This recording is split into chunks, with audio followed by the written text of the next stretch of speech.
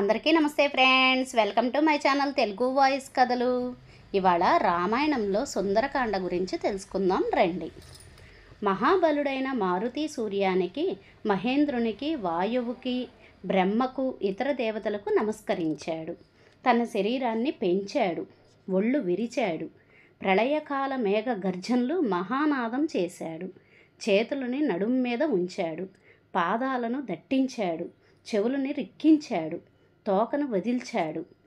అంగదాది మహావీరులతో వాయువేగంతో సాగిపోయే రామబాణంలాగా లంకకు వెళ్తాను. అక్కడ సీతామాతను చూడలేకుంటే అదే వేగంతో స్వర్గానికి వెళ్ళటం. అక్కడ కూడా సీతామాత దర్శనం కాకుంటే రాముణ్ణి బంధించి తీసుకువస్తా. ఏది ఏమైనా కార్యసఫలతతో తిరిగి వస్తానని పలికాడు. ఒక్క ఉదుటిన అంతరిక్షంలోకి ఎగిరాడు. శ్రీరామ కార్యానికి వెళ్తున్న హనుమంతుడి సూర్యాన్ని తాపాన్ని కలిగించలేదు. వాయువు చల్లగా ప్రసరించాడు. దేవతలు, గంధర్వదులు, మహర్షులు కీర్తించారు. సముద్రం మీదుగా సాగిపోతున్న హనుమంతుణ్ణి చూసి సాగరుడు సహాయపడదలిచాడు. తానింతవాడు కావడానికి ఇక్ష్వాకు ప్రభువైన సగరుడివే కారణని సాగరుని అభిప్రాయం. ఈ ఇక్ష్వాకు కులతిలకుడైన శ్రీరాముని కార్యం కోసం వెళ్తున్న హనుమంతునికి శ్రమ కలగకూడదనుకున్నాడు. సముద్రంలో ఉన్న మైనాకుని బయటకు రమ్మన్నాడు. అతని బంగారం గిరి శిఖరాల మీద హనుమంతుడి ఒకంతసేపు విశ్రాంతి తీసుకోగలడని భావించాడు. మైనాకుడు సరే అన్నాడు. ఒక్కసారిగా సముద్రం మధ్య నుంచి పైకి లేచాడు. అకస్మాత్తుగా పైకి లేచిన మైనాకుని తనకు ఆటంకంగా తలిచాడు మారుతి. తన ఎదుటో నెట్టివేశాడు. మైనాకుడు అబ్బురపడ్డాడు. మానవ రూపంలో గిరిశిఖరం మీద నిలిచాడు. సముద్రుని కోరికను తెలిపాడు. హనుమంతుడు మైనాకునితో, నీ అధర్వపూర్వకమైన మాటలకు తృప్తిపడ్డాను. ఆతిథ్యం అందుకున్నట్లే భావించు. సమయం లేదు, ఆగడానికి వీల్లేదు అని చెప్పి చేతితో అతన్ని తాకాడు. ఆతిథ్యం గ్రహించినట్లుగా తెలిపి ముందుకు సాగాడు. హనుమంతుని పరీక్షించడానికి వచ్చిన సురస అనే నాగమాత అతని సూక్ష్మ బుద్ధిని, సమయస్ఫూర్తిని చూసి ఆనందించి ఆశీర్వదించింది. సింహక అనే రాక్షసి హనుమంతుని మింగాలని చూసింది. కానీ హనుమంతుడే తన వాడి అయిన గోళ్లతో సింహకను చీల్చేశాడు. త్రికూట పర్వతం మీదున్న లంకకు చేరాడు హనుమంతుడు. 100 యోజనాలు ప్రయాణించినా అనుమాత్రమైనా అలసిపోలేదు. శత్రు దుర్భేద్భయమైన లంకను చూశాడు. అందులో ప్రవేశించడానికి రాత్రి సమయమే అనుకూలం అనుకున్నాడు. అంతవరకు వేచి ఉన్నాడు. రాత్రి కాగానే పిల్లి ప్రమాణంలోకి తన శరీరాన్ని కుదించుకుని లంకలోకి ప్రవేశించాడు. ఇంతలో లంకాదేవతి అతన్ని చూసింది. నీవెవరు, ఎందుకు వచ్చావని నిలదీసింది. యథార్థం చెప్పమని గద్దించింది. తనను కాదని లంకలోకి ప్రవేశించడం సాధ్యం కాదన్నది. తన చేతిలో చావు తప్పదని హనుమంతుడిని బెదిరించింది. హనుమంతుడు లంకానగరం అందంగా ఉంటుందని విన్నాను. ఒక్కసారి చూసిపోవాలని వచ్చాను. చూశాక వచ్చిన దారినే వెళ్తానని చెప్పాడు. లంకిని భయంకరంగా అరుస్తూ తన అరచేతిలో హనుమంతుని బలంగా కొట్టింది. హనుమంతుడు మహానాదం చేస్తూ ఎడమ చేతితో లంకినిపై ఒక్క దెబ్బ వేశాడు. స్త్రీ అని గట్టిగా కొట్టలేదు, కానీ ఆ మాత్రం దెబ్బకే కూలపడిపోయింది లంకిని. బ్రహ్మ ఇచ్చిన వరం జ్ఞాపకం చేసుకుంది. ఒక వానడు వచ్చి లంకన్ని జయించినప్పుడు రాక్షసులకి కీడు ముడుతుందని బ్రహ్మ చెప్పాడు. ఆ సమయం ఆసన్నమైందని హనుమంతునితో పలికింది. లంకలోకి వెళ్ళమని చెప్పింది. హనుమంతుడు ముఖద్వారం గుండా లంకలోకి వెళ్ళలేదు. ప్రాకారంపై నుండి దూకి వెళ్ళాడు. అది కూడా ఎడమ పాదం ముందు పెట్టి. శత్రువుల వద్దకు వెళ్ళే సంప్రదాయం ఇది. లంకలో ప్రవేశించిన మారుతి చిత్రాలన్నీ ఇళ్లను చూశాడు. విచిత్రాలైన ఇళ్లను చూశాడు. సంగీత మాధుర్యాన్ని చవి చూశాడు. వేద ఘోషను విన్నాడు. రకరకాల వాళ్లను చూశాడు. సర్వాంగ సుందరమైన రాముణ్ణి భవనాన్ని చూశాడు. ఎక్కడా సీతజాడ కనిపించలేదు. మహాపార్శ్వ, కుంభకర్ణ, విభీషణ, మహోదర, విరూపాక్ష, విద్యుక్షిహద్వాలు భవనాలన్నీ వెతికాడు. రావణాంతపురంలోకి వెళ్ళాడు. ఎందరో స్త్రీలు చెల్లాచెదురుగా పడుకుని నిద్రపోవటం చూశాడు. ప్రత్యేక శయ్యపై ప్రవళించిన ఒక స్త్రీని చూశాడు. మహా సౌందర్యంతో వెలిగిపోతున్న ఆమె రాముని భార్య మండోదరి. కానీ హనుమంతుడు సీత అని భ్రమించాడు. సీతను చూశాననుకుని గంతులు వేశాడు. కొద్దిసేపటికే తన ఆలోచన తప్పని గ్రహించాడు. శ్రీరాముణ్ణి ఎడబాటి సీత ఇలా ఉండగలుగుతుందా అని అనుకున్నాడు. ఆమె సీత కానే కాదని నిశ్చయించుకున్నాడు. ఎక్కడ సీత జాడ తెలియపోయేసరికి సీత మరణించిందేమోనని సందేహించాడు హనుమంతుడు. సీత జాడను కనిపెట్టలేకపోయిన తాను ఏ ముఖం పెట్టుకుని తిరిగి వెళ్ళాలని బాధపడ్డాడు. అయినా నిరుత్సాహపడకూడదని నిర్ణయించుకున్నాడు. ఇంతవరకు వెతకని ప్రాంతాలకు వెళ్ళాలని తీర్మానించుకున్నాడు. ఎక్కడకు వెళ్ళినా నిరాశే కలుగుతున్నది. సీత కనపడలేదని చెబితే శ్రీరాముడు జీవించడు. అతడు లేక లక్ష్మణుడు ఉండడు. వీరి మరణం వార్త విని భరత శత్రుఘ్నులు ఉండరు. పుత్రుల మరణానికి తట్టుకోలేక కౌసల్య, సుమిత్ర, కైకేయులు తనువులు చాలిస్తారు. ప్రియమిత్రుని వీడి సుగ్రీవుడు బతకడు. దానితో రామతారంగదులు మిగలరు. ఇది చూసి వానర జాతి ఈ లోకాన్ని వీడుతుంది.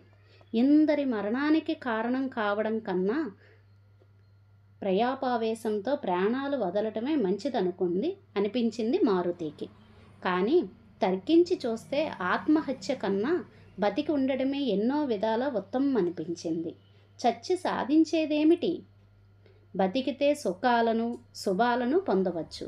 బతికి ఉన్నవాళ్ళు ఎన్నడైనా కలుసుకోవచ్చు.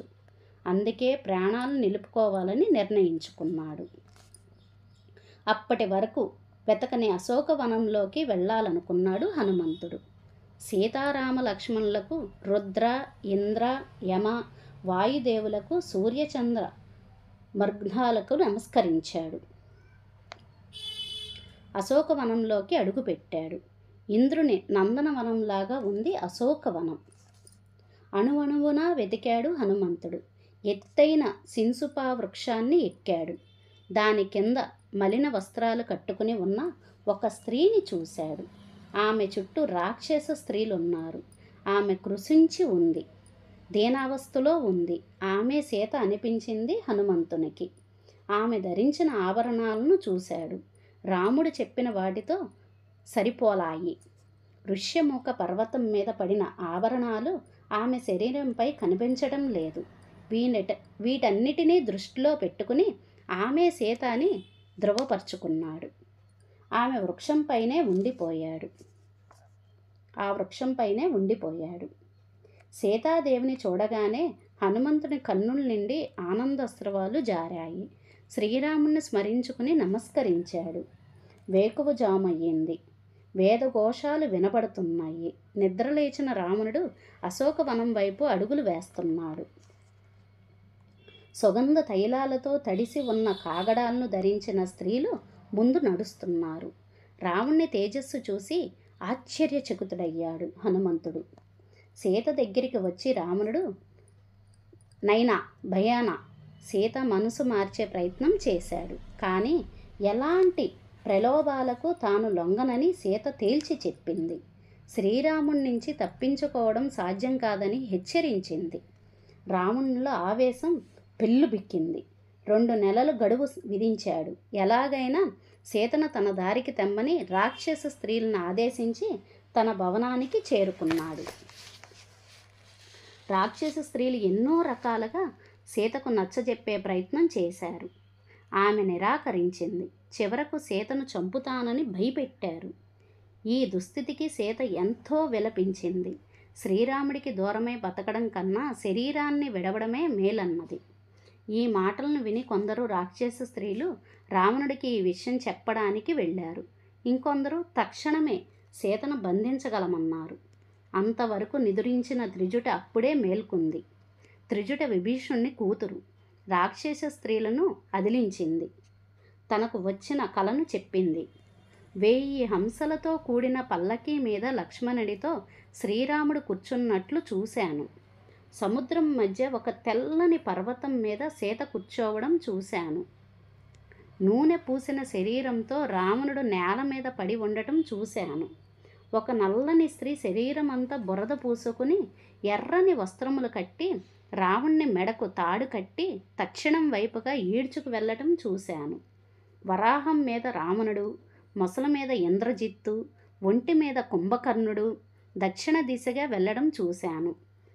లంక చిన్నాభిన్నం కావడం చూశాను అన్నది. స్వప్నంలో విమాన దర్శనం కావడాన్ని బట్టి సీత కోరిక సిద్ధిస్తుందని, రాముణ్ణి వినాశనం తప్పదని, శ్రీరాముడికి జయం కలుగుతుందని చెప్పింది. ప్రాణత్యాగానికి సిద్ధపడ్డ సీతకు శుభశకునాలు తోచాయి. చెట్టు పైన ఉన్న హనుమంతుడు సీతాదేవిని ఎలా కాపాడుకోవాలో అని మదనపడ్డాడు. రామకథ అనగానే సరైన మార్గమని ఎంచుకున్నాడు.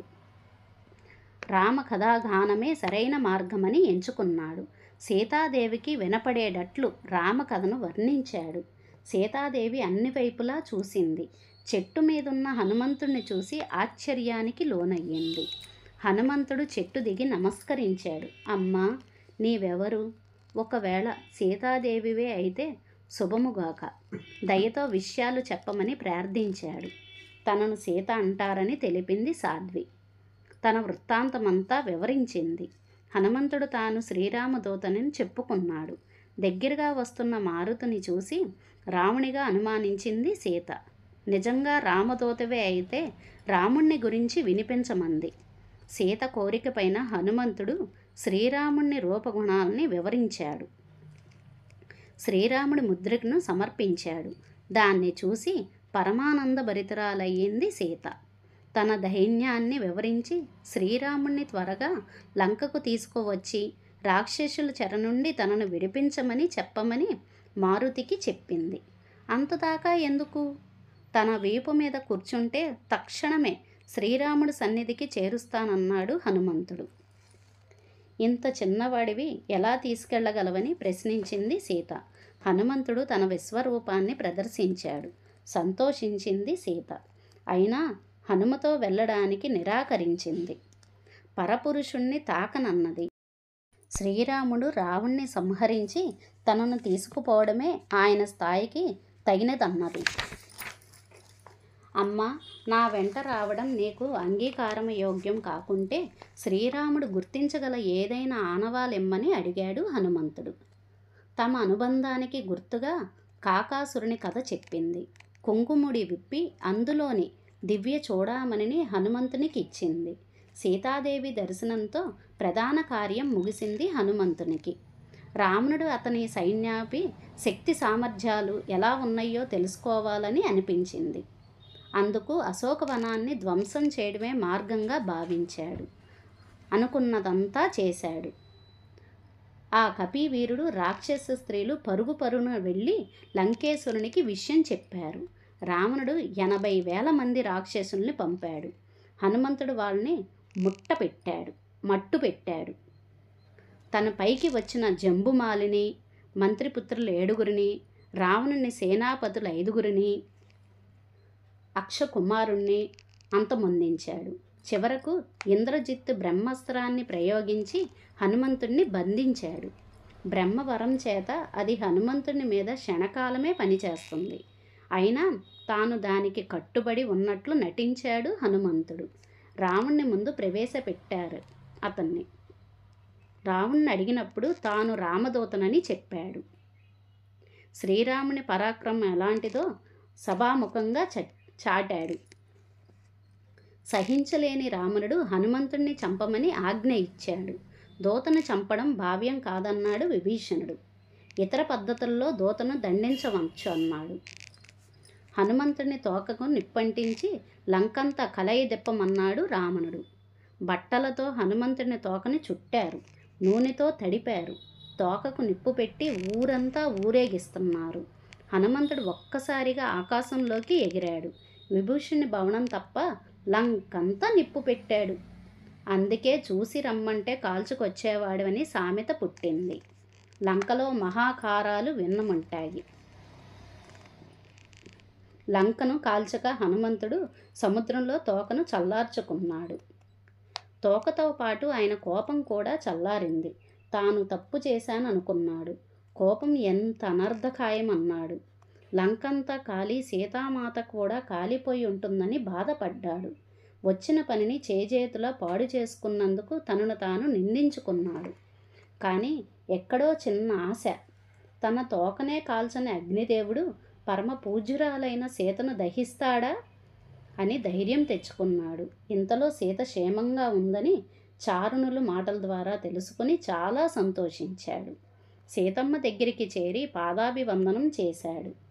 ఆమె అనుమతితో తిరుగు ప్రయాణం పట్టాడు. అరిష్టం అనే పర్వతాన్ని ఎక్కాడు. అక్కడ నుంచి ఆకాశంలోకి ఎగిరాడు. మధ్యలో ఆత్మీయపూర్వకంగా మైనాకుడిని తాకి వేగంగా ప్రయాణం కొనసాగించాడు. మహేంద్రగిరికి చేరుకోబోతుండగా మహానాదం చేశాడు. జాంబవంతుడు దాన్ని విని పొంగిపోయాడు. హనుమంతుడు విజయుడై తిరిగొస్తున్నాడని వానరులకు తెలిపాడు. హనుమంతుడు మహేంద్రగిరి శిఖరం మీద అడుగుపెట్టాడు. వానరులంతా చుట్టూ చేరారు. పెద్దలకు నమస్కరించాడు హనుమంతుడు. చూశాను సీతమ్మను అని ప్రకటించాడు. అందరూ ఆనందించారు. లంకా ప్రయాణ విషయాలు వారికి వివరించాడు మారుతి. అంగదుడు, ఓ వీరుల్లారా, సీతాదేవి జాడ తెలిసిన తరువాత కూడా ఆమె లేకుండా శ్రీరాముడి దగ్గరికి వెళ్ళడం సబబు కాదు. లంకకు వెళ్ళి రాముణ్ణి చంపి సీతను తీసుకుని శ్రీరాముని వద్దకు వెళ్దామని అన్నాడు. జాంబవంతుడు అంగదుడు మాటల్ని ఖండించాడు. శ్రీరామ సుగ్రీవులు సీతను చూసి రమ్మన్నారే కానీ తీసుకురమ్మనలేదు.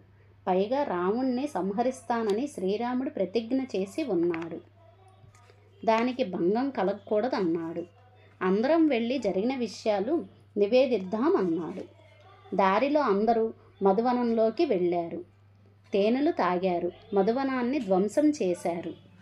మధువనం సుగ్రీవుని రక్షణలో ఉంది.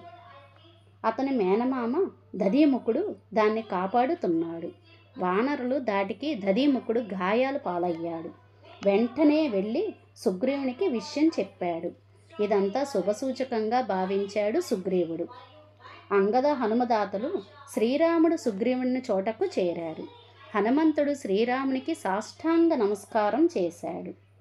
చూశాను సీతమ్మను అని చెప్పాడు. రామలక్ష్మణులు ఆనందానికి అంతులేదు. సీత ఇచ్చిన చూడామణిని శ్రీరాముడికి సమర్పించాడు హనుమంతుడు. శ్రీరాముడు కోరగా సీతాన్వేషణ వృత్తాంతాన్ని చెప్పాడు. మా వీడియో కనుక మీకు నచ్చితే కనుక లైక్ చేసి షేర్ చేసి సబ్స్క్రైబ్ చేయండి please. Okay friends, thank you for watching.